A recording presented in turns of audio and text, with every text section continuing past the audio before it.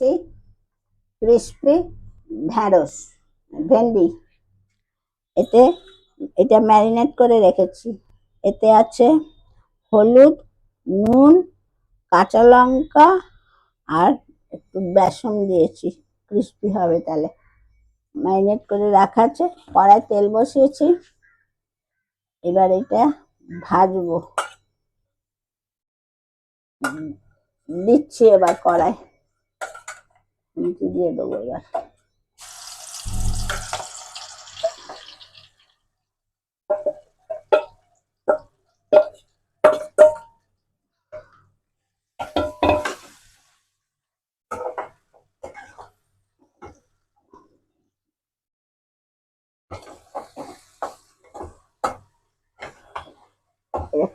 খেতে খুব ভালো লাগবে, নতুন রকম।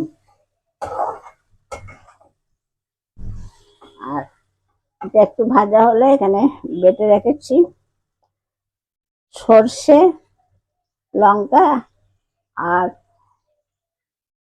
পোস্ত, আর দিয়েছি সাদা তিল। এই সাদা তিল, সর্ষে, পোস্ত আর অল্প একটা লঙ্কা দিয়েছি, বেশি দিন। এটা একটু ভাজা হয়ে গেলে এটা দেবো। এটা মিষ্টি পড়বে তো? হ্যাঁ, এটা মিষ্টি পড়বে। আর একটু আদা দেবো বাটা, আদাটা আলাদা বাটা আছে, সেখান থেকে দিয়ে দেবো। ওইটা এখন আমি বেটেছি যেটা দেখালাম। পেঁয়াজ রসুন পড়বে না, পেঁয়াজ রসুন পড়বে না। সবসময় পেঁয়াজ রসুন দিয়ে ভালো লাগে না। এটা একটু করে দেখি এটা কেমন লাগে খেতে, ভালোই লাগবে। অল্প একটু ভেজে নিলাম, এরপরে এই বাটাটা দিয়ে দিচ্ছি, সর্ষে, পোস্ত, সাদা তিল, লঙ্কা। জল দিয়েছে, জারটা ধুয়ে একটু জল দিচ্ছি এখন।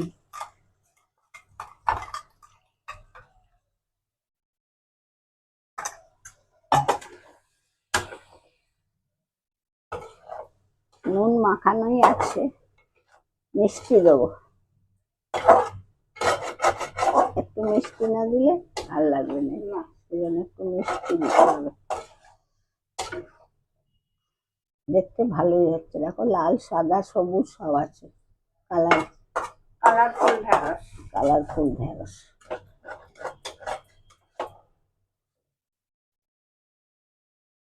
একটু আদা দিয়ে দেবো, অল্প করে একটু আদা দেবো,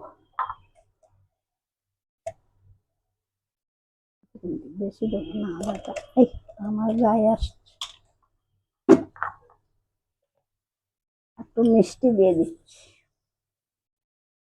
না, আগে টমেটোটা দিই, তারপরে মিষ্টিটা দেবো। টমেটোর বাটিটা দেখতে মা একটু,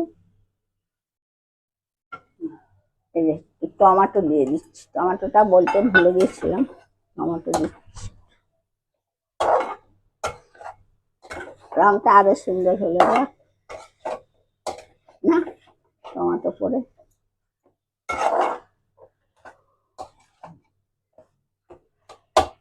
টমেটোটা একটু হয়ে গেলে তারপরে চিনি দেবো, জল দেবো, অল্প করে জল দেবো।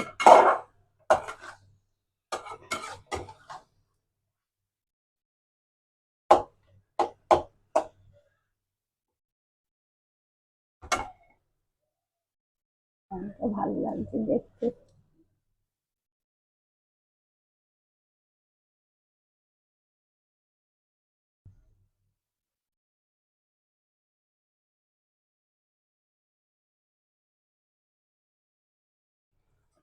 চিনি পড়ছে, একটু মিষ্টি হবে, টক ঝাল মিষ্টি সবই আছে তো, টক টমেটো।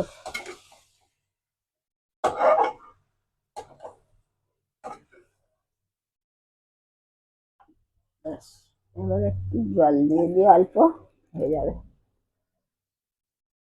জল মানে একদম বেশি জল না, একটুখানি।